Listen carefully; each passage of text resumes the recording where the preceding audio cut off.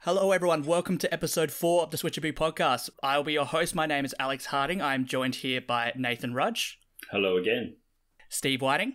Hello. And as a special guest, I have Adam Phillips from Switch Indie Fix. Hello guys, thanks for having me on. Pleasure to be here. Thanks for coming on. It's a pleasure. You're our first guest on the Switchaboo Podcast. How do you feel? Yeah, I feel good. It's nice because when it must have been 2 years ago, Alex, you came on my, what was it called, Indie Game of Fame podcast. So it's nice to kind of come full circle and guest on one of yours. I remember that. The game I put forward was Golf Story. Golf Story, and yeah. I still stick by that. Love that game. Me too. Can't wait for Sports Story. Yeah, me neither. That is a good game. So we'll start it off just with, basically, we'll talk about what we've been playing. Let's start, Nathan, let's start with you. What have you been playing? Well, since Friday, I've been playing a bit of Bravely Default 2. Very solid. As you are a go-to RPG guy. Yes. And continuing on the RPG line, the Project Triangle strategy demo. I still haven't gotten around to playing that. It's definitely worth playing. I just love Square's naming processes for their working titles that then turn into actual finished titles. Like Octopath Traveler. Yeah, like I remember when the Switch was getting announced and they had Project Octopath Traveler in the video that they released, and just been like, God, what is going on? Like back when the Switch used to be on, people were on the fence, like it could either be a disaster or be like the next big thing, and then you see a game announced for it called Project Octopath Traveler, and you just think, yeah, it was nice knowing you, Nintendo. and then COVID happened. Yeah, that's it. I mean, like, it all turned out good for them, and Octopath Traveler was a really great game, but it's just such a weird thing to... Yeah, and I thought the same thing as well. So when they announced Project Octopath Traveler, I actually didn't mind the name, so I thought Octopath Traveler, that could actually work. But Triangle Strategy, I can't see that being a name. Yeah, no, it's not succinct enough, really. No. It gets it pointed across for what it does, but it doesn't stand out. No, it needs a new name, definitely. And then the other two games I've been playing was Stardew Valley and Hearthstone, like always. Of course.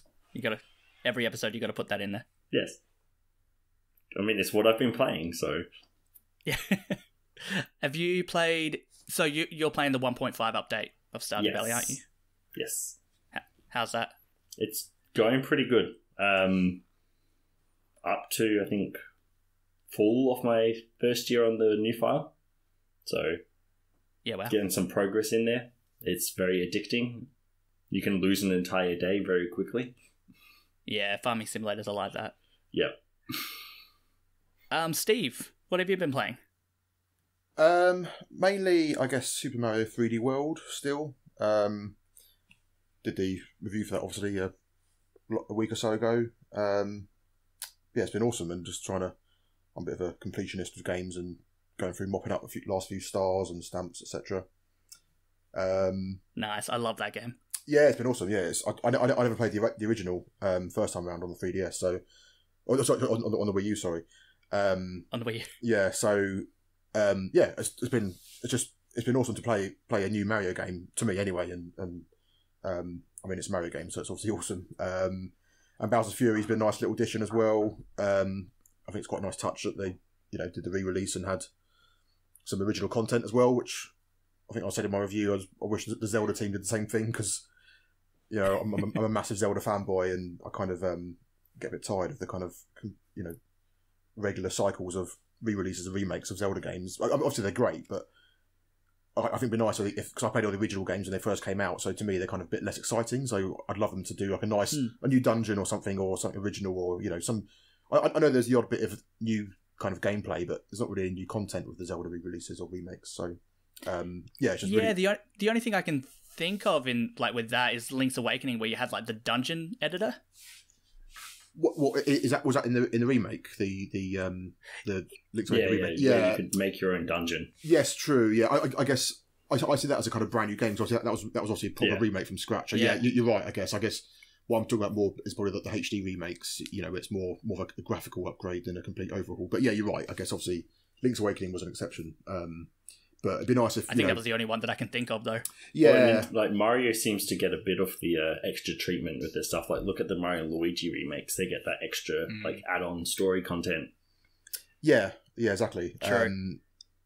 So yeah, I think it's just it's great value for money having 3D World, obviously, which is an awesome game in itself, plus with a really meaty bit of additional content as well. Because Bowser's Fury in itself is a good few hours of game. Yeah, because that's well, so.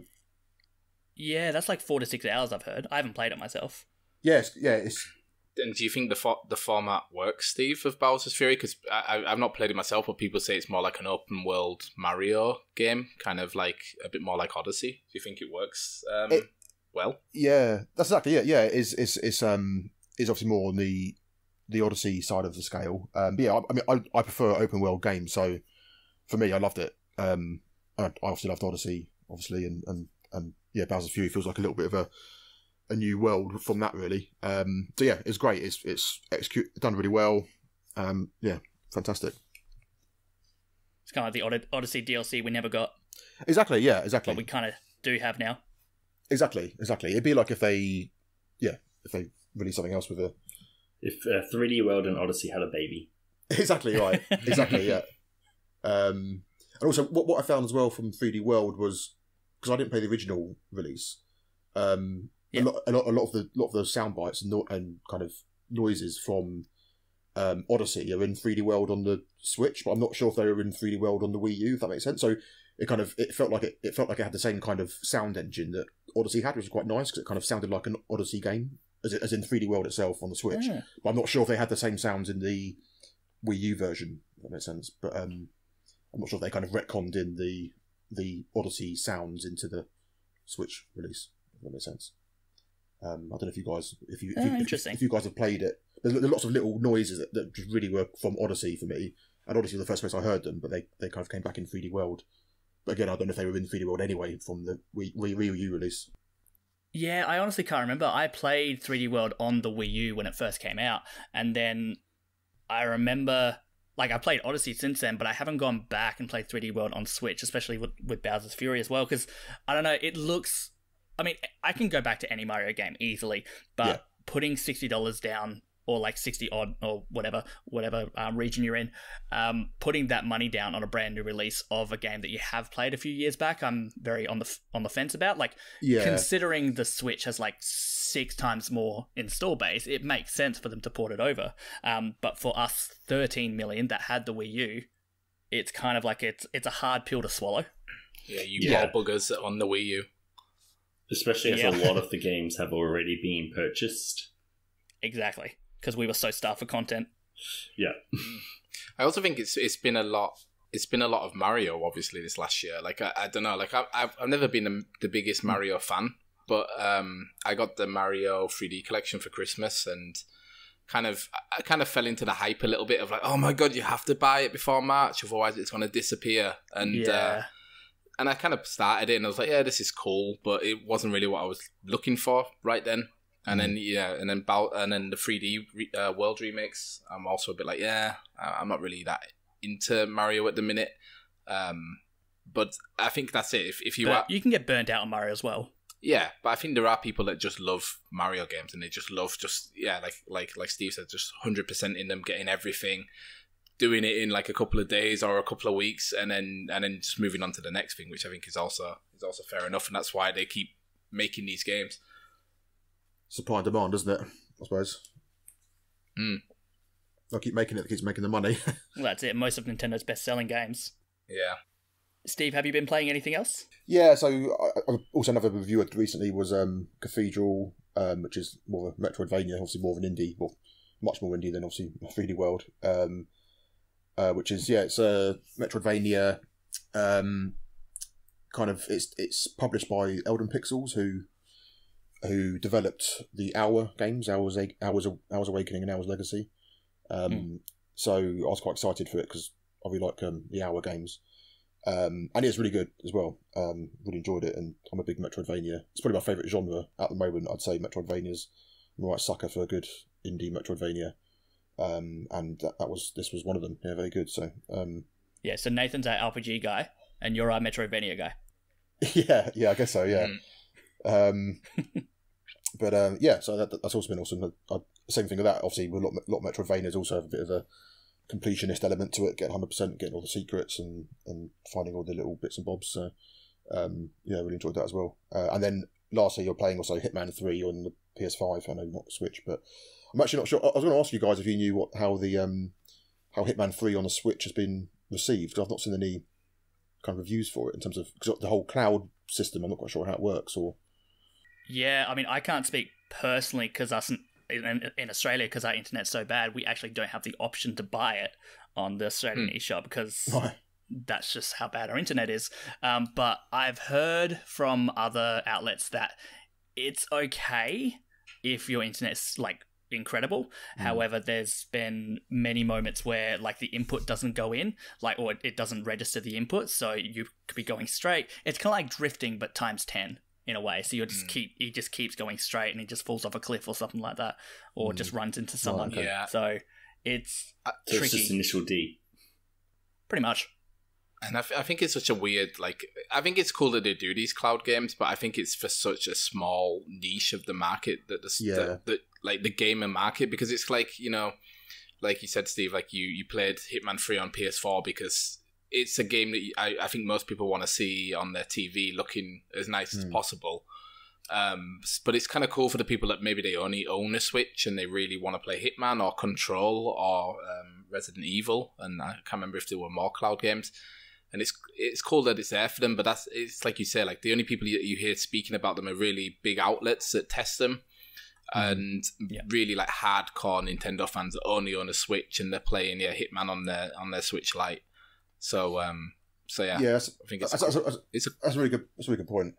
Yeah, it's a cool option that they're there. And if you're from Australia and you only own a Switch, you're fresh out of luck. Yeah, and I guess it's weird as well to do it on the Switch because there's not been any Hitman games on the Switch before, so it's not like if you are already purely a Switch player, you wouldn't have really been exposed to Hitman. I don't think there's any. That's, I think, the problem with like developers going like being big AAA games to the Switch with none of the previous like installments. There's no like, you know, fans from Nintendo going like, oh, I wanted this game. Yeah, I remember when Mass Effect 3 launched on the Wii U. It's a Wii U episode. It's interesting. Yeah, I remember when Mass Effect 3 launched on the Wii U, and who's going to buy Mass Effect 3 on the Wii U? And then EA's like, oh, games didn't sell well because you launched Mass Effect 3. Yeah, that's it with the Switch. Like it's just the amount of Switches that are out in the world right now. It's like these companies have to put these games on there because it's like, yeah, you know, maybe they only sell 10% on the Switch what they do everywhere else, but 10% of, you know, 80 million is still 8 million units. Like those numbers are really exaggerated, but if you think of it like that, it's still probably worth it for them to port this game over. Exactly. They'd be looking at the numbers and be like, well, it's not really that much effort. Probably because I say that much, not that much effort, because I know with cloud gaming, they like a third party does the port. Yeah. I don't know who for the life of me, but probably a lot of their work could probably be outsourced with that as well. And I imagine the cloud stuff, Nintendo probably is approaching developers like, hey, we have this solution that we were trying to push. Do you want to put your game on it? And if you do, maybe they get some incentive to do that. So yeah. Exactly. Going over the games I played real quick, just because I want to get into the news, because there's a lot of really cool news tidbits. But I've been playing Rogue Heroes, Ruins of Tassos. I know, Nathan, you were playing that as well. Yes, we never got to play it online together. Yes, unfortunately. It was pretty fun. Yeah, it's pretty fun. In my review, I mentioned it's like the tagline I put was that it's a game where if a child asked their mum for Zelda and she said we'd have Zelda at home, it'd be Rogue Heroes. Yeah, that's really good. So it's okay, but it just doesn't have the same Zelda charm, and it feels very generic in that aspect. But it's good for a roguelite roguelite Zelda game, top-down Zelda game. The other game I've been playing, I can't say too much about it, but the preview embargo would have dropped at this time, which is Story of Seasons Pioneers of Olive Town, which comes out on the 23rd of March, I believe it is. Nice. And yeah, it's quite good. Has anyone played like a Story of Seasons game? I know you like Stardew Valley, Nathan, but I haven't been able to play much of the Stardew Seasons. So Story of Seasons. Sorry, Stephen. Yeah. But yeah, it does look interesting and caught my eye, and I'm like half tempted to jump on it. The big thing about this one is that you go to a new town, and basically there's a town. There are people in the town as per normal for these farming simulator games, but there's another aspect where your farm can be expanded the more that you venture out, and like it has like little islands that you unlock, islands per se, but like little areas that you unlock, and then you have to get resources in that area, and then you can build a bridge to the next area, and it's got that level of progression to it, and by expanding your farm that way. So it's pretty cool. Although I'm surprised it's got frame rate dips, like quite bad frame rate dips for a farming simulator game. Yeah, that's no good. Yeah. And Bravely Default 2, but I'm only like 10-15 minutes into it, so no spoilers here. Does it feel like it's going to be as big as the first game so far? Can you tell? Oh, for sure. Okay. It'll be 60. I've already seen the review that says at least 60 hours. Yeah. Wow. They're huge time sinks. So moving on to the news. So we'll go through them one by one. The first one, there'll be 3 Monster Hunter live streams happening in March, so across a few different days. I know, Nathan, you're very keen on this one. Yes, I am. Be interesting, because usually they drop some more of the monsters there. That's more so what they do on the later ones, and showcase a little bit more of the weapons. Adam, are you a Monster Hunter guy?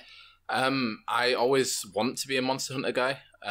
For this game, I kind of convinced myself that I really wanted to play it, because I don't think there's much else I'm interested in the next couple of months. But then, like I said to you guys, I kind of had a look at my backlog and was like, okay, I've got such a huge backlog. Maybe I should not buy so many new games. So I'm kind of thinking... backlogs are like evil. Yeah, so right now I'm like, I think I'm going to give Monster Hunter not a miss, but I'm going to wait on it to see the reviews and to see how people like it and how many people are playing it before I jump into it, because I really like that idea of prepping and planning for this huge hunt and then stalking this monster until you get it to its den, and then you have to attack it and fight it kind of strategically, and then building up your armor and stuff. Like it seems like such a cool grind or like a cool chase that I like to do in games. Like games, it is good fun. Yeah, but it's just a time sink, and I'm like, I don't. You can easily sink over 100 hours into the game, and not realize it. Yeah, exactly, and that's where I'm a bit like hesitant of like being like, okay, maybe I should take that 100 hours and play 10 games on my backlog instead. I'm exactly the same. I always think this Monster Hunter game will be the Monster Hunter game that will get me into the series, and I've been saying that since 3. Yeah. I bought World because a friend of mine got really into playing Monster Hunter World, and I was like, yeah, okay, cool, I'm ready. Let's do this. And by the time I bought it, he was like, yeah, I don't want to play it anymore. So I was like, oh, cool. God, Oh. that ruins it. Yeah, I got it on sale, so I think I got it for like 50% off, but still it was like £30, where I was like, yeah, nice. Never going to play this game again. Unfortunate. Yeah. That is very upsetting. Diablo 2 Resurrected has been announced for Switch. Is anyone a Diablo fan? I haven't been able to play it. I've been wanting to. I just never got, because I didn't have a computer I could play on back in the day, so it was one that escaped my reach, but yeah, looks good. Yeah. It does look good. Like, it seems significantly, like, even just the lighting and the graphics, it's a significant upgrade from its original. Is it the same developers, is it? Yeah. Yeah, like Blizzard. Yeah. No, it's actually done by the team behind Crash Remake. Oh, really? Oh, that's cool. Yes. They've been doing a lot of that recently. Yeah. The team behind the Crash Remake, Vicarious Visions? Is that what it was? That sounds... That's it. That's it. Yeah, they did it. Nice. Oh, that's interesting. Right. Yes, because they're good at remakes, as they've Yes, shown. they are. With Good Tony knowledge. Hawk's, Crash, and now Diablo. Yeah. Yeah, the guys I work with, they're all so hyped about this game because they're all, the kind of like old school PC gamers. So, they're really excited for it. So it means I'll probably pick up Diablo 2 when it comes out. I hope it has crossplay though, because I think they'll all want to play on PC, and I'd like to play on Switch. But let's see. I've seen in some of the news bits, there is cross progression. Right. They're the words they use specifically. Okay. So cross progression meaning that you can play on your Switch, and then when you get home, you play on your PC, Clear. or your Xbox or PlayStation or whatever. But no mention on crossplay from what I can see, which is a bit of a downer. Yeah. Let's wait and see them. Yeah. Either way, though, it looks to be really cool. I'm surprised because they're making Diablo 4. So I know that's in the works. Yeah. Whether that'll come to Switch. Yeah. I think this kind of re-releasing Diablo 2 is in case Diablo 4 kind of flops and they're like, oh, here is this new thing. And everyone's like, no, we hate it. It's new. We want the old thing. And then they're like, oh, well, here's the old thing. Play that whilst we fix the new thing. Okay, cool. Thanks, Blizzard. Yeah. From what I've noticed, Blizzard got pushed back a lot from COVID. Yeah. Well, they had the backlash from Warcraft 3 Reforged as well. Yeah. So their track record with remasters aren't great, but we'll see how we go. Probably why Vicarious Visions was brought in. Probably. Yeah. You're probably right. Has anyone played, so going on to the next news bit, has anyone played Star Fox Adventures on Gamecube? Yes. Long time ago. Wow, I'm the only one who hasn't played it. So that was GameCube was my jam. Yeah, I missed a GameCube. Like I had the Nintendo 64 and then I went to Wii, and then I didn't realize at the time that Wii was backwards compatible with GameCube. So I only played GameCube games a few years back for the first times, quite a lot of them. Bit of a downer. Anyways, moving on. So the Nintendo 64 version so Star Fox Adventures was going to be a Nintendo 64 game initially, but it was under Dinosaur Planet, and apparently, so a playable version of Dinosaur Planet before it came Star Fox Adventures has leaked, which is pretty cool. Yeah, no, that is pretty neat, actually. Have you seen any screenshots? It's looking through all the... Yeah, there's a few screenshots around. I can put them up in the video version of this podcast for anyone who's watching it on YouTube. But yeah, it actually doesn't look too bad for what could have been a Nintendo 64 game. Yeah. It's pretty decent. I'm just very impressed. That was rare back in the day, though. Oh, yeah, no. Yeah. If it was rare, it was solid.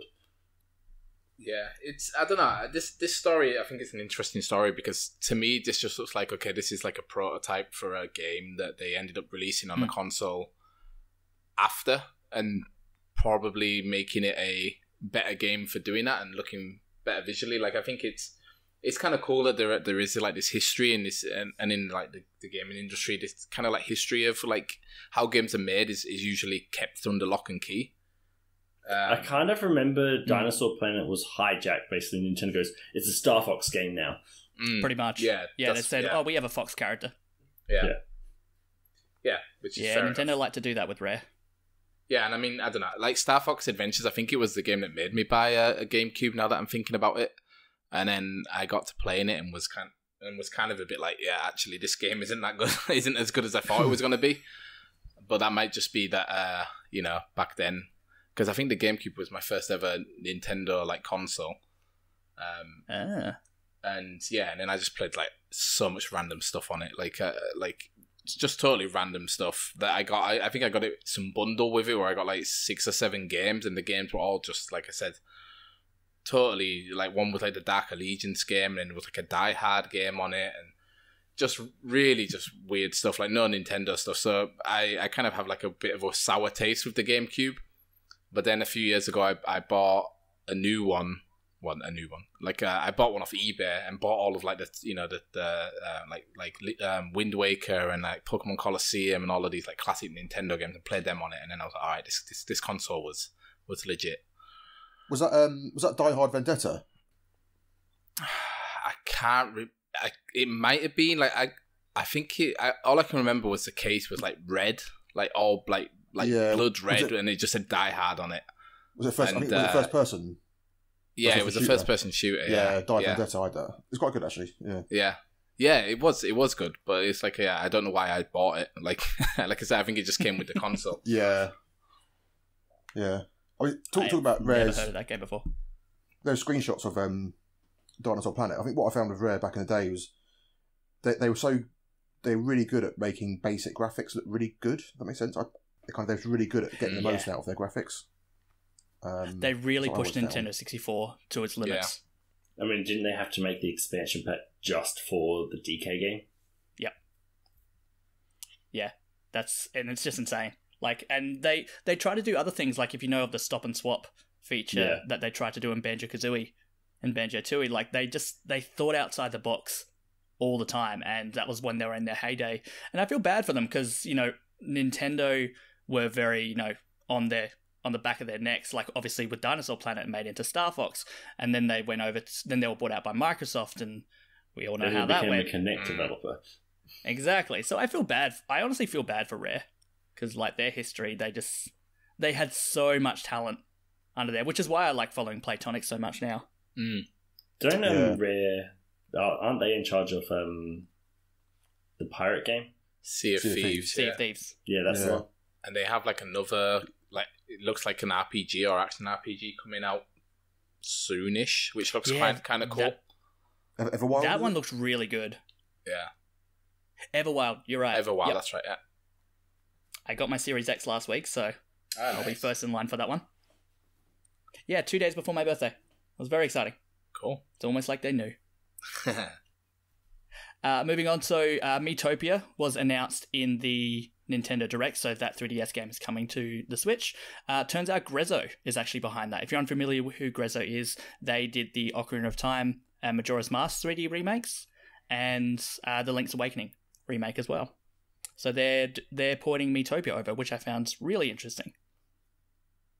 Did they do the Luigi's Mansion remake as well on the 3DS? I don't know, to be honest. I don't think so. Although, now I'm very curious and I want to Google it. You guys keep talking. I'll be back in a sec. Did apparently. I'm doing it. Oh, they did they? No, I'm Googling it now. Yeah, it looks like it. it. I'll rate you. Yeah, I think this Miitopia thing is going to be interesting because it's going to see... Because I guess Miitopia is from a period of Nintendo where they were like, okay, yeah, we had this success on the Wii and we made these Mii characters and we want something that people can see their Miis in a game. And I think with the Switch, they've kind of moved away from all of that now. Like, so I think it's going to be interesting to see. It is the slightly disappointing part, I think. Like, the whole Mii thing died with the 3DS. Yeah, and like Miiverse and all of that stuff is all shut down now. So I think it's a strange game that they're bringing over. Like, I can understand why, because they're like, yeah, again, it probably isn't that expensive to port it for them, and they're like, yeah, we know we're going to sell X amount, which is going to make us X amount of money, so why not? But I think it's interesting because, if this game does well, then maybe they'll decide like, oh, well, maybe we should bring back the Miis and make it more of like a, do more games in this kind of weird, like, make your own RPG. So, like, the Street Pass games are really good fun as well. Yeah, I think Go ahead. Sorry, you go. I was just gonna say, I think Miitopia looks cool. Like, I like the idea of it, but I just think it's just not, the time just isn't there anymore, because it, you make these Miis and it's meant to be your friends, but I'm like, yeah, I'm not really interested in making the Miis anymore. Yeah, that's it. I only have the Mii for my avatar photo, and that's it. Yeah. And I know majority of people don't actually use the Mii function for that. No. Yeah, I use Kirby. Yeah. So I'm actually surprised because I followed Grezzo because I wanted to see Ever Oasis come over to Switch, and that didn't get the recognition that it deserves. So I'm so surprised that they're bringing Miitopia before they would think of Ever Oasis. Yeah, because I never got around to that game. Yeah, I guess. And it turns out, I was just gonna say, I guess everyone knows what a Mii is. So for like more universal appeal, people kind of probably understand what this game is more than whatever Oasis is. That is true. I do want that port though. Yeah, that would be cool because it's also a game I'd never played. Yeah, and Luigi's Mansion, the 3DS port, that is done by Grezzo. Ah, there you go. I thought the name sounded familiar from that. Yeah, they're a very talented team, and I mean, Ever Oasis got decent reviews, so I would like to see something original from them, but they're pretty much just become the Nintendo's remake or remaster company for that. Which is a downer. You never want to just be known for your remakes and remasters. Unless you're Vicarious Visions, of course. True. Tony Hawk's Pro Skater 1 and 2 has been announced for Nintendo Switch. Speaking which of is Vicarious really... Visions. Exactly. they've come up a lot this episode. So the Xbox Series X and the PS5 versions that got announced alongside it, that's coming March 26th or thereabouts. The Switch version is just a blank 2021. So, which is strange. I find very strange, but I guess the Series X and PS5 ports might be a bit easier to do. I'm pretty sure it's literally just a HD upgrade port, like to make it run in 4K at 60 frames consistently. Yeah, most likely. I saw Switch gameplay of it. It didn't look too bad, but you can easily tell that it's running on inferior hardware. Yeah, the only thing you'd really want it on the Switch for is for that portability, or if it's your only console.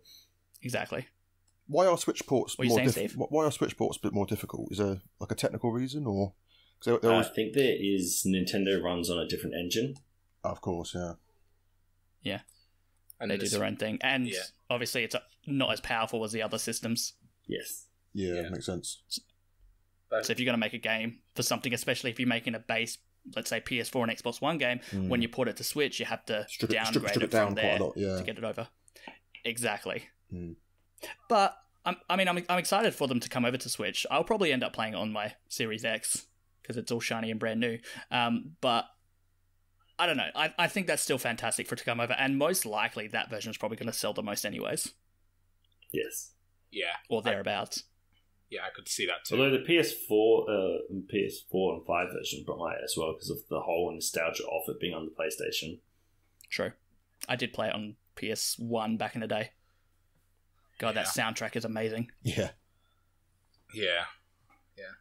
That was back at a time when was it Fred Durst? He was like an unlockable character in pretty much every video game. And Spider-Man. He was in WWE SmackDown and all sorts. I'm pretty certain he was in Tony Hawk's. It's just he was like That's right. He was like everywhere. He was just. I played them on PS2 back in the day. Yeah. They were good. The Nintendo 3DS turned 10 on February 26th in Japan, which is time flies, honestly. Yeah. Will it be viewed as a success? Surely it's. Yeah. I'd say so. Definitely, yeah. Definitely. I mean, sold 80 million units? And in a time when Nintendo was really floundering with the Wii U, it kept them afloat. Definitely. It kept some kind of revenue coming in. That's a really good point. Which that and Amiibo. Yeah. Amiibo was pretty good though. It was good for the first year or two. And then they just stopped support on it. Yeah. Yeah, I think with the Switch it got released and then their priority shifted to something that was a bit more profitable. But, I mean, I have so many fond memories with my 3DS. Honestly, I played that console to bits. The hinge it makes a clack, clickety-clack noise. It's worn down to its bare bone, but I still love it, and I can go back and still play that console. And there's so many fond memories. Obviously, Nathan, you and me, the Bravely series. Yes. The first two are on there, and just so much nostalgia for that console. Yeah. You've also got the Gen 6 and 7 of Pokemon. Mm-hmm. Yeah. Yeah, that was why I bought mine. Interestingly, I got mine in Australia. I was working in Darwin, and a load of my friends who I was living with in the hostel, they all left, and I was kind of left in the hostel by myself, and I was like, okay, cool, what am I going to do on the evenings by myself? So I went to, I can't remember what the mall area in Darwin is called anymore, but I went to the mall, went to EB Games, got the 3DS with, I think it was A Link Between Worlds, I think. Yes. And then good game. Pokemon X, I think. And yeah, loved it. It was. I always said the 3DS was my favorite system, and then the Switch came out. And then it died. Yeah, and now I want all my 3DS games on my Switch, including Ever Oasis. Please. Please. Yeah. Moving on, the DS Lite. So I found this is an interesting little tidbit of news. The DS Lite was at one stage going to have a TV output feature, which is quite, I guess that Nintendo were thinking about that hybrid system idea way back when. Well, it is a big thing in Japan if you kind of think about it. Like, they have definitely a lot less space that they can use. Like, they don't have multiple TVs like Western civilization mostly does. And that's very interesting as well. Like, the DS games looked, when we got trailers for DS games, when they were blown up to like a full screen, they looked terrible. They do not look good on a big TV screen. They look good when they're, on a small DS screen, but you don't want it any bigger than that. DSi was like the very experimental one, but I didn't think it would be on the DS Lite. Yeah, I didn't think that either. But it's interesting to see that they would have thought about that way back when. Although they probably wouldn't have, because that would have, ruined their Wii. Because they would, like the Wii was successful at that time. That's probably what led to the Wii U, though. Probably. Yeah. Yeah. And then the Wii U failed, and then, okay, we'll just combine them. That's just their marketing. Honestly, that's why I chalk Wii U up to, was just the marketing. Yep. It was terrible. You were saying something, Adam? I was just saying, like, well, actually, when you think about it, it's not that strange when you think, like, the GameCube had the pack that you could stand it on top of and play your Game Boy games on. So it's kind of like, I guess they were probably thinking of that and thinking if they could do something similar. But yeah, it's like you said with the DSi, like, this was a strange experimental time for Nintendo as well with the Wii. They even had it on Pokemon Stadium where you could play the Pokemon games on TV. Yeah, you can actually go further than that on Super Nintendo. There's a Super Game Boy. Yes. Yeah. So it's like, it's something that Nintendo have always done. I guess it just seems a bit stranger with the DS, knowing now that we know that finally 2 or 3 generations later they did it with the Switch kind of thing. But yeah, I think, like I was saying, Nintendo was in a weird experimental time then, and it doesn't surprise me that they thought of this. Yeah, it doesn't me either, and it just seems like that natural progression and how it all went. Next bit of news. So, in a recent poll, Japanese fans chose the top 30 most popular Pokemon. And number 1, well, all of them really would surprise you. Would surprise me, that's for sure. Number 1 is Dedenne. Oh. Not Pikachu. Pikachu's number 7. Wow. Did not think Dedenne. I can't even think of that Pokemon. Imagine that Pokemon. It was Gen 6, wasn't it? Yeah, when Gen they brought in the 6. fairy type. There's hardly any original 150, is there, actually, apart from Pikachu? Only one I can see scanning down. I think, actually, yeah. The strangest thing, the first Charizard as well. First Gen 1 Pokemon. Charizard and Pikachu, the only two I can see which are the original one. It's always those two, though. Number 5, so even 2 spots above Pikachu, is Magnemite. Oh. Huh. Like, who would have thought Magnemite 2 spots above Pikachu? Yeah, Huh. Yeah, you flick through this entire list and it just seems like a random assortment of Pokemon. Like, no thought into it. I'm glad to see a Piplup and Empoleon. And Bulbasaur. Even though he's number 27, he still gets on the list. Oh, yeah. Personal favourite. And Mimikyu. I just always think of that Funko And Pop. Lilligant. Yeah. I'm surprised Gardevoir's so low. Yeah, Gardevoir's got an interesting relationship with fans, which I won't go into. Also, for on the dark web. For the much hated Justice Chandelier Pokemon, it's number 13 there. Yeah, I noticed that, Chandelure. Yeah. Although, when I played through Black and White, I had a Chandelure. It carved up. Oh, it Chandelure was so good. is ridiculous.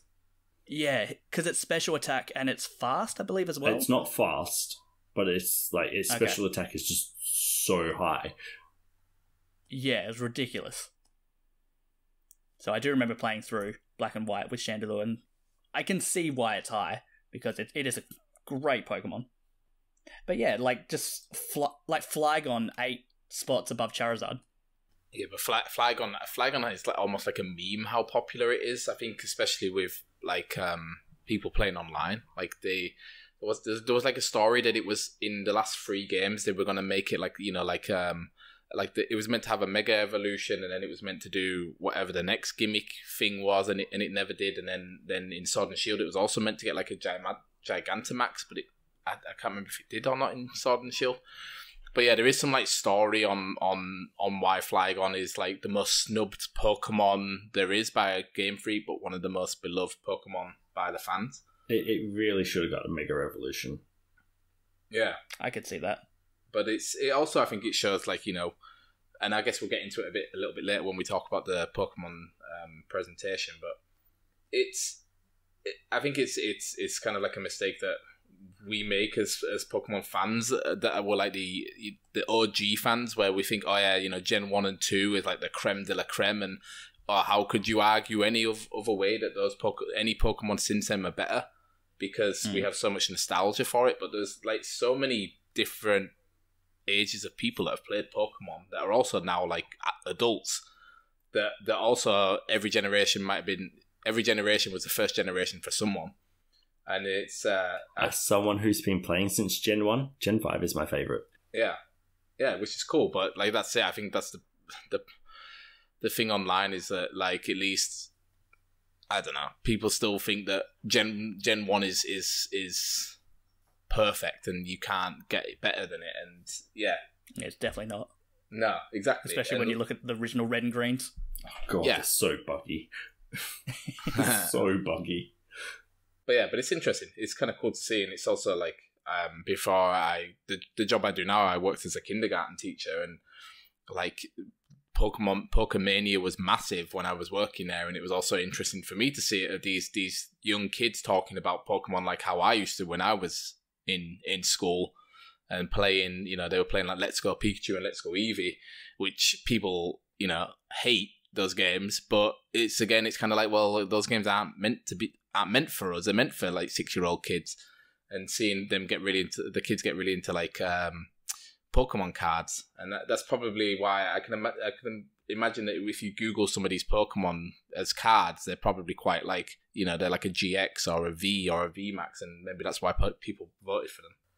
Yeah, Pokemon is very much tied to nostalgia and like how not only the experience but like how you experienced it, and like when in your life you experienced it, and you can chalk that back to like what was happening in your life back then. It might have been like a really like a memorable time in your life that you're playing that. So then that nostalgia might be why it's a favorite for you.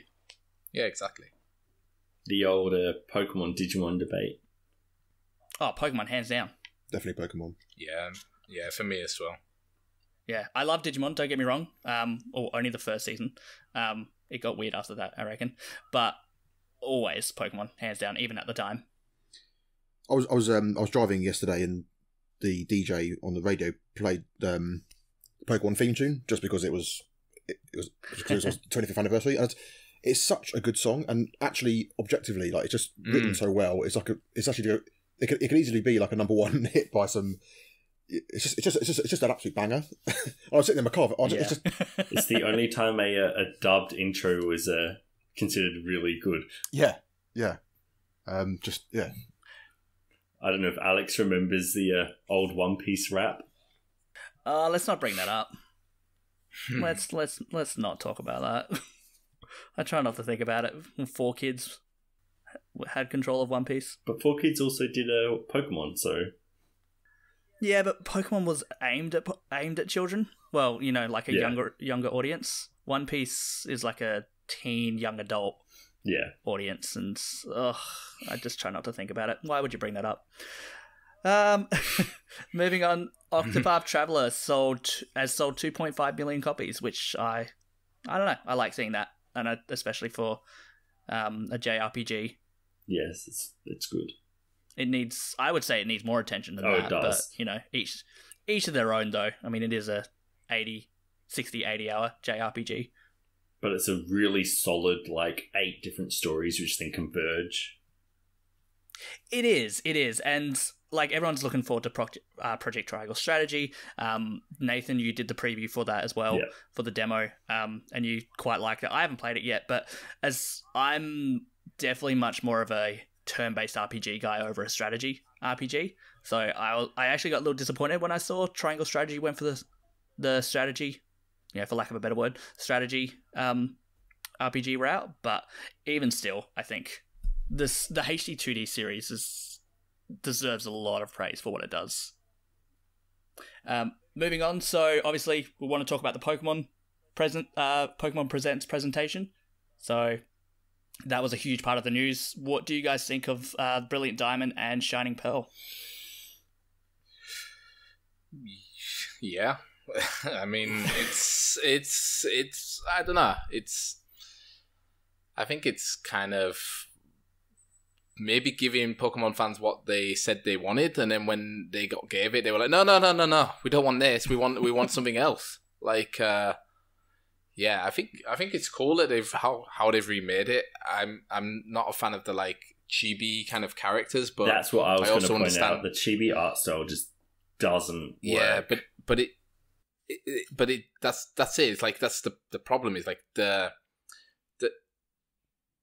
way that the world does, those old games were made with like sprites is like, I think it's the only way they can get it to work, because if you have like a kind of like a 3D character walking around at that kind of perspective, they're going to be taller than the houses are.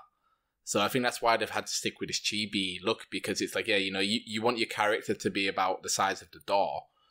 And the only way you can get them to do that is to either make the model tiny so you can't see any features on them, but like their ratio like is more human like, or you have to make them smaller and more stylized, which is what they've done. And yeah, they've kind of stuck to the original designs, but given them like tiny legs and a massive head and huge eyes, which I also know, like I also understand why they did it, because they want you to be able to see the features of the character. But it's just a little bit like, oh, okay, like I said, like people like, yeah, make it like this, and then Pokemon's like, oh, okay, we made it like that for you, and then it's a bit like, oh, okay, actually, yeah, maybe we should have had it in a remake like Omega, was it Omega Ruby and whatever Sapphire was called.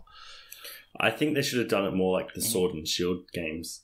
Oh, really? Okay. Like just revamp the whole thing, but have the same place, and like you have the whole engine off that there. You can work basically build it off of that. The funny thing is, when I first saw that reveal, like as soon as you see Dawn and it pans out, I went through two conflicting emotions that happens. Like the first thing I thought of was, actually, I really like this. Like I think that it's perfect. This is what I wanted out of a Diamond and Pearl remake. And then straight away, a millisecond later, I burst out in laughter because I'm like, this is going to get so much flack. It's crazy. And I feel as though like a lot of people say that, they asked for this and then they got this and then they complain about it. I actually think that Pokemon has two different types. Well, I mean, that's probably putting it, a bit black and white, pun intended.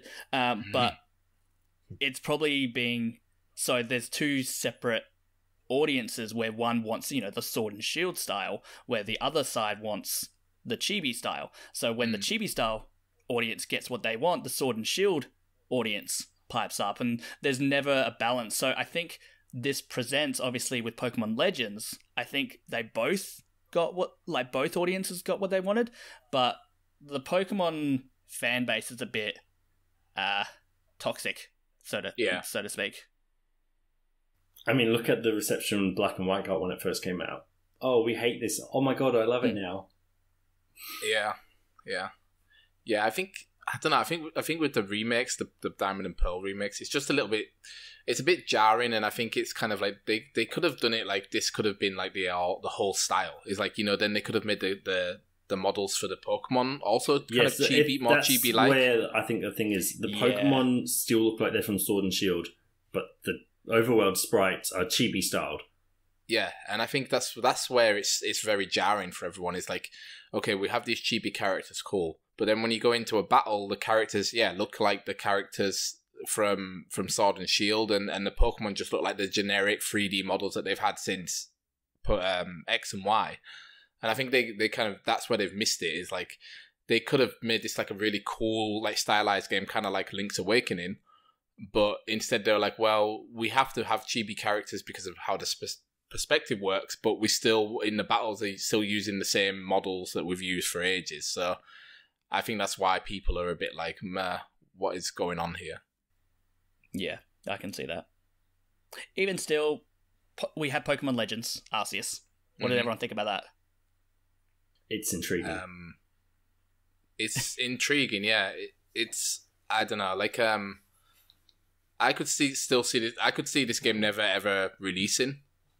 And I think it's weird that what they showed us, because like when you look at the video, like you can just see like people have pointed out the trees and the grass, like how it just looks like something out of a PlayStation 1 game.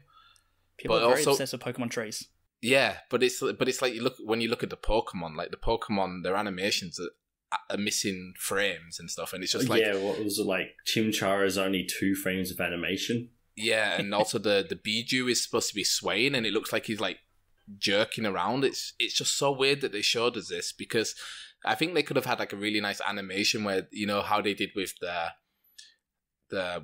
ink kind of appearing on the parchment, and like, oh yeah, and set up the story like this is the town, and yeah, blah blah blah, set however many years before Diamond and Pearl and stuff like that. But then they showed us this world where it was kind of like the character model looked okay, but the world itself looked like people were saying, you know, when you get these fan games of people remaking Pokemon in Unreal 4, and you're like, whoa, it looks kind of cool, but the Pokemon battles just seem random, and like the Pokemon are just bumping into each other, and then your character is just kind of randomly stood at the side, like waving their arm. It's, I don't know, they said it's going to come early 2022. I think if it comes out, it'll be the end of 2022. I think they'll. Yeah, that's what I reckon. I'm really hoping that is the case. Yeah.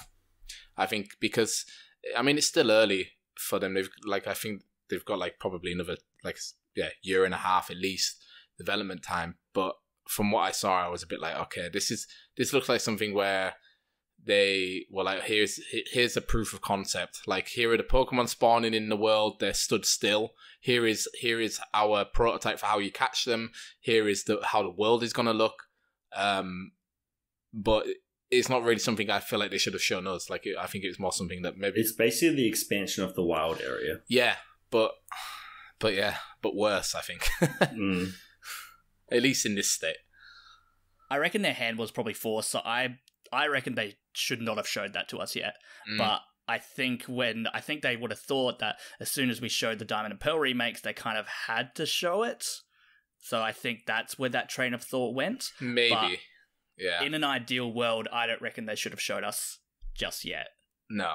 But that's the thing, is like, it's this whole, at least how, you know, and Game Freak isn't technically Nintendo, but you know how Nintendo celebrated Mario's 35th birthday, they released stuff, they announced stuff throughout the year, and it's kind of like, I feel like that's what Pokemon is also going to do. Maybe not with games, but with the Pokemon franchise, there's going to be more announcements within this year, and I feel like this is maybe something they could have worked on for another 6 months, and then around when E3 should be, then they could have showed us it, maybe just teased it in this video, because it's kind of like I say, it's I think it's a really cool idea, and it's what people have always wanted.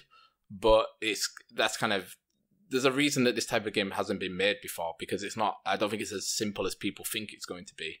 And like I said, looking at this gameplay in quotation marks, it kind of makes me think, yeah, okay, let's see if this game actually ever comes out. Like, I hope it does. I think it would be an awesome thing if they can pull it off. But yeah, right now I'm skeptical. That's the big asterisk, if they can pull it off. Exactly, yeah. Maybe they should ask the Digimon team. They do some pretty good... Digimon, hey, they do some pretty good games. They do. Like, some really solid games.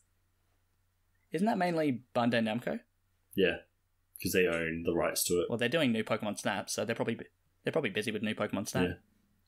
Which looks fantastic. That was the other thing, yeah.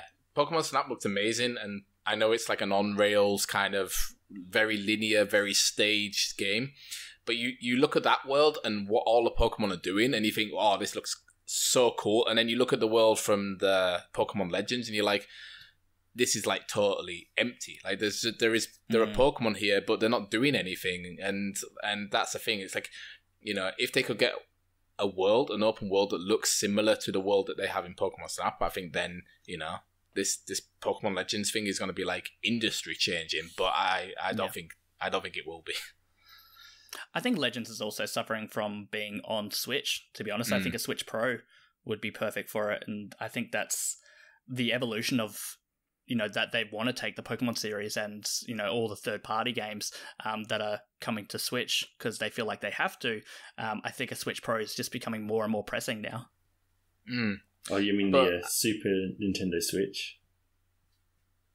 That'd be good. That would be cool, yeah.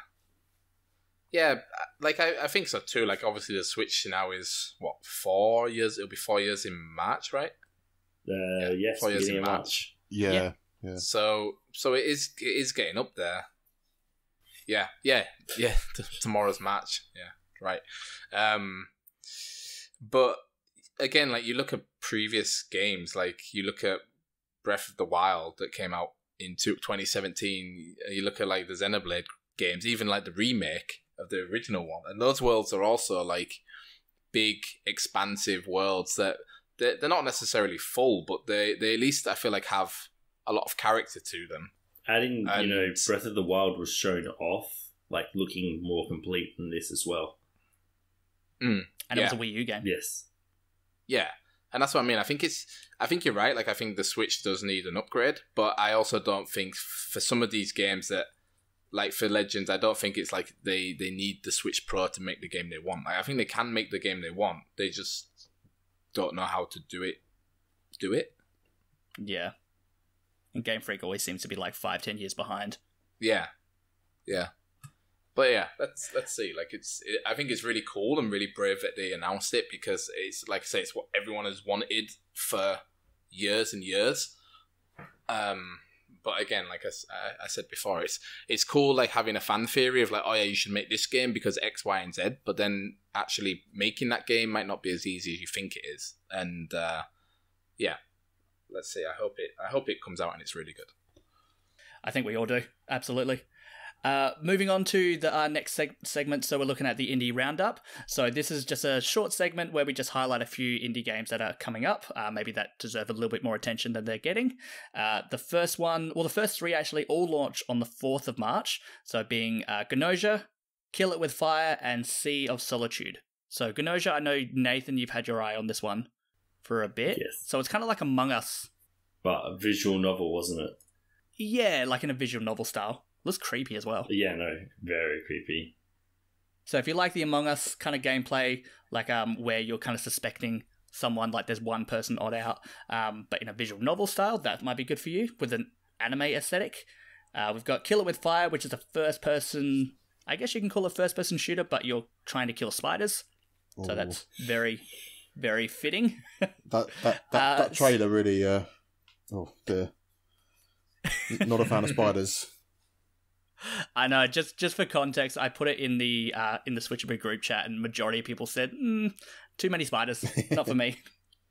It's funny that which I found hilarious. 2 of the Australians were like, "Yeah, we're good." Pretty much. Yeah. The other 2 were like, "Nope." Kill With Fire, but the Australian title just a Sunday. Yeah.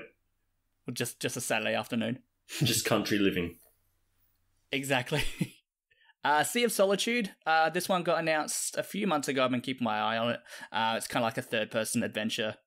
But I don't know. It has like a very dark twist to it, which I kind of like. I reckon that's one to keep your eye on. And Cyanide and Happiness Freakpocalypse. I've personally been looking forward to this one. I played the Steam demo. It's kind of like it's like a point-and-click game, but less pointing and clicking and more walking up to and clicking. I guess that's kind of like an evolution of point and click. Yeah, that's what I'm trying to get at. But obviously in the Cyanide and Happiness world, which I've always found to be a guilty pleasure. It is some good fun. Yeah. From the animations. And the demo is just spot on with that kind of humor. if you're into that. So definitely check out those 4. I think they're the 4 to look forward to. The next segment, so we've got Patreon questions. So this segment, any of our so $1 Patreons, I'll start that again. $1 patrons and up can submit a podcast question to ask us anything. It could be gaming related. It could not be gaming related if you want to know a little bit more about us. We also put it out on Twitter, but obviously Patreon gets priority there. This one comes from our patron Matthew Sandstrom, who writes to us, and he says, "Hey guys, what most impressed you from the recent Nintendo Direct, and why is it the new Mario Golf? Also, given that Game Freak are currently working on 3 Pokemon titles going by their recent presentation, do you have any hope left for Pokemon Sleep? And does anyone actually remember that existed?" I'll start with the Pokemon part. Was the Unite worked with Tencent mostly? Yes. Yeah, that is done by Tencent. So that would probably give them a bit of leeway, but I don't have any hope for Pokemon Sleep anymore at this point. Otherwise, they probably would have done something on it. I just always thought it was strange to begin with. Like, they were trying to go for that. Pokemon had a weird couple of years where they were going for more quality of life improvements. I think that started with Pokemon Go. Wasn't there also meant to be a Nintendo, sleep, thing that was meant to come out? They had patented ages ago. That's right. I can't remember what that was called for the life of me. And then, in terms of the Nintendo Direct, for me, it was not Mario Golf. It was Project Triangle Strategy, as I think mentioned in the Nintendo Direct podcast. Yes, that discussion that we did, which was a lot of fun as well. Yes. But yeah, I mentioned in that one, Mario Golf is actually, that was my favorite announcement. Me too. That just looks so cool. Steve, yours as well? Yeah, I think so. Yeah, I found it all a bit underwhelming, the Direct, I suppose, but just because it's all taste, isn't it? Really, I was after Metroid Prime 4 and all, Breath of Wild 2, all that kind of stuff, all the pipe dream stuff. But yeah, I mean, it's I kept kind of waiting for the big moment to drop, as we all were. But yeah, for me, I think Mario Golf definitely looks the most. And that speed rush mode. Oh yeah, that looks cool. Yeah, that looks great. Yeah. Like, I didn't realize until afterwards that this is the first home console Mario Golf game that we're getting since 2003 on the Gamecube. Right. So it's been 18 years since we got a console Mario Golf game. Which is surprising, but I guess Wii makes sense. Wii makes sense. Because you had Wii Sports. But then they made Mario Tennis. Yeah. So I don't know what happened there. Huh. But yeah, it just looks so good. Adam, what was your favourite thing from the Direct? Yeah, I'm also excited about Mario Golf. And I also think Splatoon 3 was quite a big announcement. That was a surprising announcement. Yeah, because I think it was one of those things with Splatoon. I think Splatoon 2, Splatoon was a little bit stranded on the Wii U. And Splatoon 2 was kind of okay, let's give this another go and see if it's popular. And then I think it ended up being way more popular than they expected. So I was kind of interested to see what they were going to do with it, because I think what they could have done is made it like a platform, just have Splatoon 2 and be like, hey, look, this game was way more popular than we were expecting. We weren't planning any extra DLC for it, but here's more DLC. Here's a load of new weapons, load more costumes and clothing and stuff. And also, we for the next 6 months we have this Splatfest, and this Splatfest planned. I mean, not mid. But yeah, I think Splatoon 3 is cool that they announced it. There was a time where I was just addicted to Splatoon 2. Back when I think it came out in June or July of 2017, and there was really nothing else left. Nothing really to play on the Switch. There was Breath of the Wild, there was a few indie games, and then there was Splatoon 2, and I think I put something like 40 hours into it in 2 weeks, and then after that 40 hours realized that I'm not, my skill isn't scaling with everyone else's skill, so I kind of gave up after that because I just kept losing all the time. But it's such a fun game, and it's one of the most Nintendo games there is, where it's okay, we need to have an online shooter. All right, cool. Well, we don't want to have a shooter where people are going around killing each other. What can we do? Here's an idea. Let's have a shooter where you shoot paint and then swim through the paint, and the winner is the people who paint the most, and it's just like a cool idea. So I'm really excited for Splatoon 3. I'm hoping with the new game, everyone's, it'll get like a lot of new players into it again, and then my skill set will be kind of higher than average, and then I'll get a few wins, and then play another 40 hours, and then give it up again. Yeah, see, I started off Splatoon 1 doing the story as soon as I got it. Yeah. And then jumped onto online, and so I had the advantage of knowing how to play the game because I'd started the story, so I had that. I know how to play the game over most people, and then everyone else caught up. I'm like, cool. Now I'm stuck in this place. Yeah, that's it. It's like that with online competitive games. It's like you either you play it and enjoy it, but then it's like then you have to be like, okay, am I going to stick with this and get really good at it, and get some wins, or am I just going to play it casually and lose all the time? And but I think that's a lot of people's experience with Splatoon. Yeah, definitely. And some other big games, like I think big announcement, there was a lot of indie stuff there, which was cool. This Neon White looks very interesting. Like from the video, I don't necessarily know what it is, but it's kind of like you play as like an assassin in like a very Mirror's Edge looking world, but it has like deck building in it, which could be cool, I guess. Instead of weapons, so you draw a card and use the cards to attack people.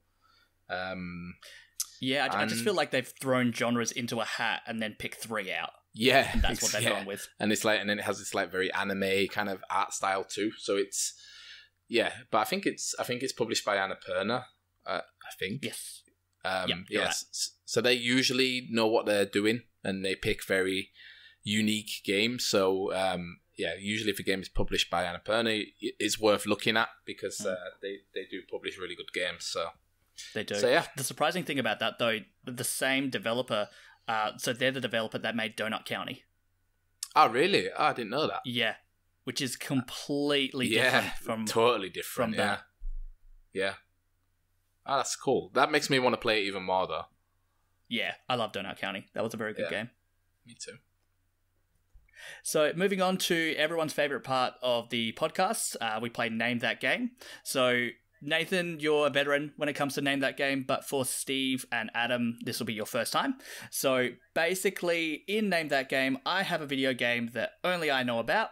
I have 10 hints for you guys, and you get 5 guesses in total. So basically, you have 2 guesses between hints 1 and 5, 2 guesses between 6 and 9, and then 1 final guess at question 10. With that as well, you have 2 lifelines. So you can ask me 1 yes or no question, and there's a Switchaboo lifeline, which is a hint given from one of our other writers who couldn't be on the show with us today. Although from trial and error, we've learnt that you have to ask the yes or no question first, because I got caught out with that one in the first episode, which Nathan would remember and probably laugh at right now. Fun. Also, no looking on the Switch or obviously internet. Correct. Yeah, you can't look at your Switch. You can't look online. So it's all from your memory. Okay. So cool. Yeah, so firing away with the first hint. This game launched in 2018 alongside PC, PS4, and Xbox One. Second hint, it came to iOS a year later, and then Android in 2020. Ooh. It is a roguelike. Anyone got any ideas yet? Not yet. I was thinking. I was going to say Oceanhorn. Yeah, Slay the Spire. Am I allowed to guess? You can, yeah. So you have 5 guesses collectively as a team. Yes. Oh, we're a team. Yes, I thought we were team. fighting against each other. No, yeah, sorry. Okay. Yeah, you're a team. So you have to work with each other, kind of like bounce ideas off each other. But didn't Slay the Spire come out on PC before it came out on Switch? I'm not sure. Also, from memory, Slay the Spire only came out on the Switch 2019 or 2020. So yeah, this launched in 2018 alongside, so same day as PC, PS4, and Xbox One.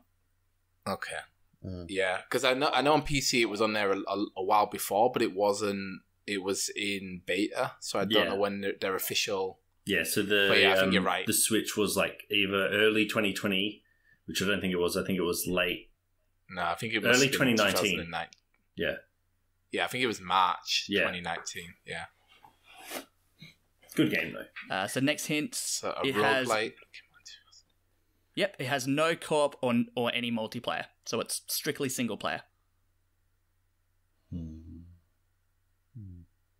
And the last hint before you have two guesses, the Switch version has an 89 on Metacritic.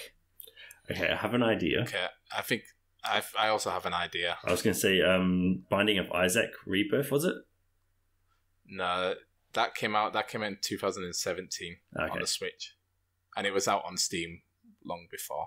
I think it's Dead Cells, but I think it might be Dead Cells. But again, I'm not sure if it was 2018 Dead Cells released or 2019. No, that sounds about right.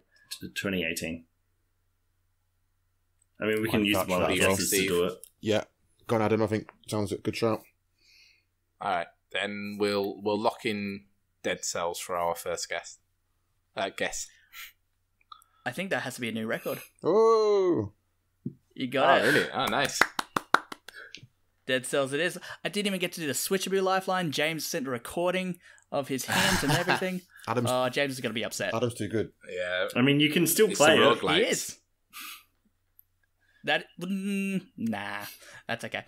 So the other hints were, when I reviewed it, I actually gave it 80%. So I was a bit under whatever, like the general consensus. It has sold over 3.5 million copies as of November 2020. Indie developer from France, has received 2 lots of DLC and won 2018 Best Indie Game Award at 2018 Golden Joystick Awards. So Cool with that, hints. Yeah. Cool. they probably would have helped you. Well, apparently 2 easy hints. Well, it's just a roguelike, because roguelikes are kind of my specialty. It's also a very, there's not a lot of roguelikes that simultaneously release on PC and Switch. Yeah. True. Although it's getting more and more, but yeah, from 2018, that's why I was like, it's either Slay the Spire or Dead Cells. Yeah. Yeah. I grew a love from roguelike. Like, I've played a few of them, but it definitely sparked my interest from Hades. And now I really want to go back and play Dead Cells. I reckon I want to replay that because I reckon I'll have a newfound love for it. Re-review it. Yeah. But yeah, that's going to be a new record on that one. So that about wraps it up for the for episode 4 of the Switchaboo podcast. Again, I'll shout out for it. Thank you so much, Adam, for joining us on this episode. It's been a pleasure having you. Yeah, it's been a pleasure. It's been a lot of fun talking to you guys. Like I say, the Switch Indie Fix stuff is kind of on hiatus at the minute, but it's been nice joining you just to chat about Nintendo games and Nintendo Switch. You're from the UK, aren't you, Adam, or something? Yeah. Cool. Whereabouts are you from? From the UK, but I live a place close to York, in North Yorkshire. Cool. Good to have a fellow Briton. But I currently I'm living in Vienna, in Austria. Oh, nice. So for, like you said, Switch Indie Fix is on a little bit of a hiatus, but if they did want to find you and see what you've done, where can our listeners and readers go? Yeah, so the best place, if you kind of want to follow my really bad hot takes, it would probably be on Twitter at SwitchIndieFix. I also do the marketing and PR for a game called Red Colony, which got released in early January on the Nintendo Switch. So yeah, I also do that. You can follow the game at Red Colony Game on Twitter too. And yeah, check it out on the eShop. It's a really unique game, I would say. Maybe not for everyone's taste, but yeah, definitely have a look at it. Beautiful. And Nathan and Steve as well, thank you so much for joining us as well. Appreciate that. I mean, I may as well just be the co-host at this point. Pretty much. I don't think you've missed an episode. No, not yet. And to wrap up, we always like to end with a bit of indie music, just for a bit of a shout out. So this track comes from the game 9 Witches. It doesn't have a title, or not that they gave us, but the track, according to their description, it says the track that plays during the alien meetings on the moon. So if you haven't played the game, that's probably very confusing to you. But it's composed by Simon Fratantueno. I'm sorry if I pronounced that incorrectly. And you can follow them. So follow Indiesruption on Twitter at Indiesruption and at 9 Witches Game. Thank you everyone for listening.